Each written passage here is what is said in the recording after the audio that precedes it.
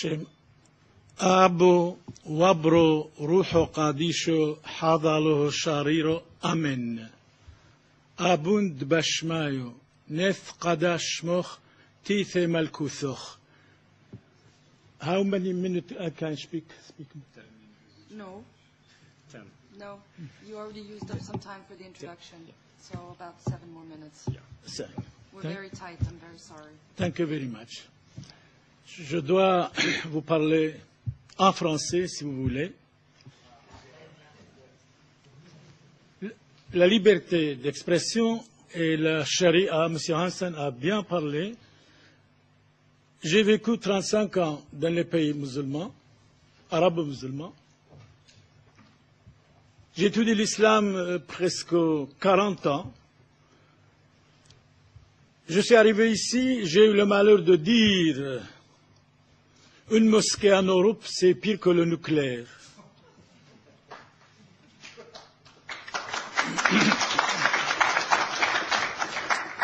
J'ai eu le malheur de dire aussi un enfant musulman bien islamisé, c'est une bombe à retardement contre les petits enfants européens.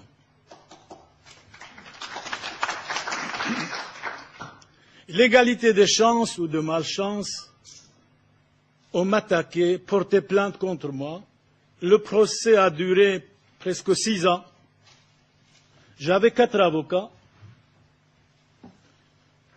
Et heureusement, nous avons gagné.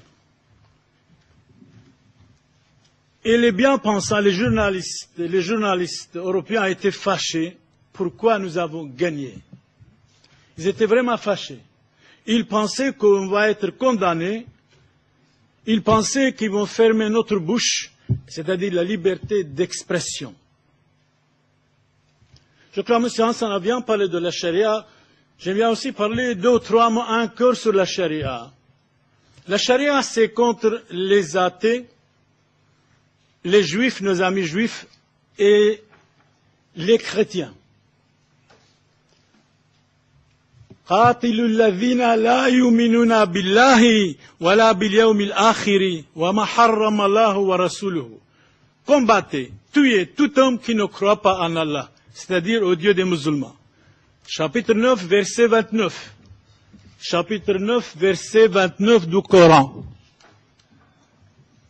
En ce qui concerne nos amis juifs, le Coran dit, chapitre 31, verset 61, ça c'est la charia. Qu'ils soient maudits, tuez-les partout où vous les trouverez impitoyablement. En ce qui concerne les malheureux chrétiens, sont des infidèles. Lorsque vous les rencontrez, ou bien tuez-les afin d'en faire un grand carnage. Chapitre 47, verset 4 du Coran. Et ça c'est aussi la charia. Les paroles de Mahomet, les hadiths. Merci. J'ai étudié l'islam, franchement, pendant 40 ans. Et je sais de quoi je parle. J'ai même, avec un grand historien, Johan Bourlar, il est ici. Nous avons écrit ce dictionnaire historique de l'intolérance islamique.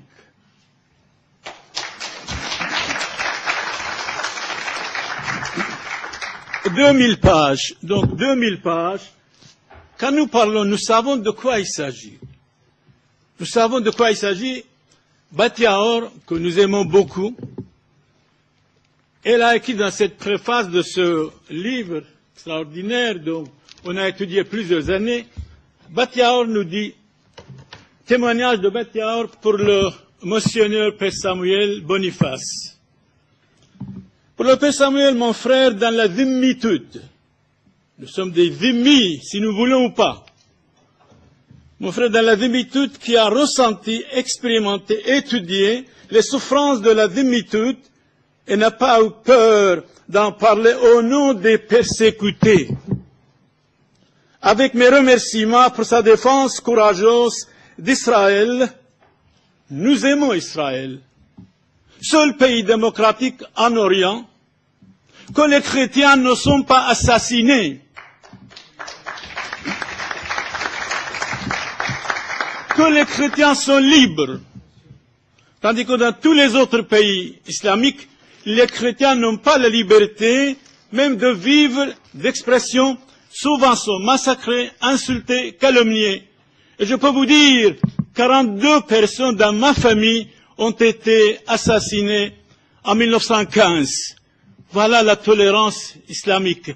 Nous, dans l'islam, il n'est pas ni paix, ni amour, ni la tolérance. C'est la haine des autres, mais nous devons les aimer. Comme des êtres humains, nous devons les aimer. C'est normal. C'est absolument, c'est normal. Et ici, il y a quelque chose de très intéressant aussi pour notre ami Litman. En 2010, il y a 400 ans, j'ai rencontré, il a dit, au nom de Shema Israël, priez sur ma tête. J'ai imposé la main sur sa tête, et c'est vrai, il est venu chez moi à la Sainte Messe catholique, en latin et en français, en araméen, et il a dit, le Père Samuel a allongé ma vie pendant 4 ans. Et finalement, c'est la vie, l'être humain est né pour mourir. L'être humain est né pour mourir. Nous devons être tolérants, bien sûr. Mais la tolérance doit être réciproque. Pour moi, la tolérance, c'est l'âme de l'humanité. Mais en islam, malheureusement, il n'y a pas de tolérance. Il y a toujours la taqiyya. La taqiyya, c'est-à-dire la ruse. Il y a une invasion de l'Europe par l'islam téléguidé, minutieusement préparé par nos dirigeants, par certains dirigeants, pour que l'islam remplace le judaïsme, le christianisme ici en Occident. Et nous devons dire non.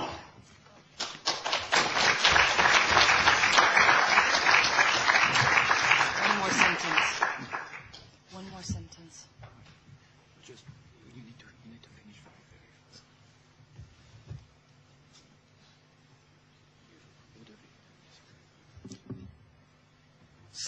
Litman, quand il est venu chez nous, il a lu un chapitre 1, la bénédiction, que Dieu bénit Israël. Et je lui ai dit, Jésus a dit dans l'Évangile, chapitre 4, verset 22, le salut vient des Juifs. Jésus-Christ a dit dans l'Évangile Saint Jean. Voilà, Betyaor, de notre côté, Litman, à notre côté, et il va lire, malheureusement, il n'y a pas de voix. Il était enchanté. J'ai parlé gloire au peuple d'Israël, un État démocratique en Orient au milieu de 300 millions de musulmans. C'est énorme, de 300 millions de musulmans, seul pays démocratique, seul pays que les chrétiens sont libres, seul pays que les chrétiens ne sont pas assassinés, mais malheureusement, les médias occidentaux attaquent injustement tout le temps Israël. C'est honteux.